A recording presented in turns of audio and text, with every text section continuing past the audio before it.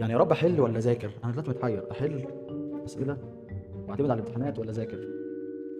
مش كان المدرسين كمان بيقولوا ان هيراجعوا ويحلوا ويخلصوا؟ طب هيعملوا كل حاجه، انا بقى محتاج ايه؟ محتاج حل ولا محتاج اذاكر من اول ولا اعيد على اللي انا ذاكرته ولا اذاكر الجديد ولا ماذا افعل وانا كبير؟ وللأسف ده حال كل الطلاب في الفترة دي. كل المدرسين هيقدموا حل وهيقدموا شرح وهيقدموا ملخص، بس انت كطالب ازاي تحدد انت محتاج ايه من المراجعة النهائية؟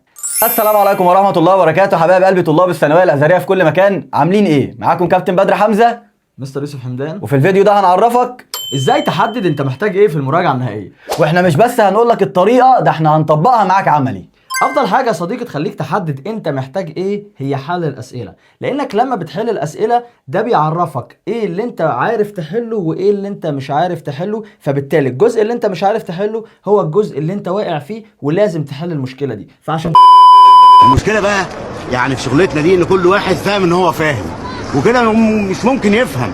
بالك بقى لو فاهم ان هو مش فاهم كده ممكن يفهم.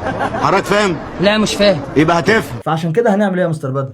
عشان كده هنلجأ للامتحانات السابقة وبالأخص الامتحانات بتاعت السنة اللي فاتت مباشرة، وبعد تحليل كبير جدا جدا ان ازاي نحل المشكلة دي ونحدد بالظبط احنا كطلاب محتاجين ايه في المراجعات النهائية، استقرينا ان افضل حل انك تحل امتحان او اتنين من الامتحانات السابقة على مادتك، وده بسبب حاجتين. السبب الاول يا صديقي ان الامتحان السابق بيكون فيه اسئله على المنهج كامل، والسبب الثاني ان الامتحان السابق ده برضه بيكون نفس مواصفات الامتحان اللي هيجي لك ان شاء الله في السنه بتاعتك.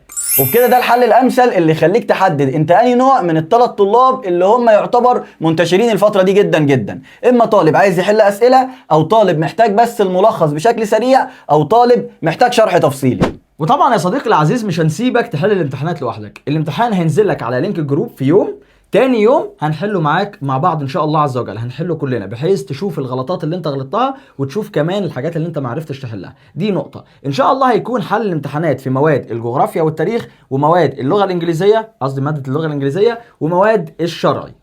وهتلاقي لينكات الجروبات في الكومنتات تقدر ان انت تنضم اليها بشكل مجاني تماما، واوعى تفوت الفرصة دي عشان تعرف بالظبط انت كطالب محتاج ايه في المراجعة النهائية.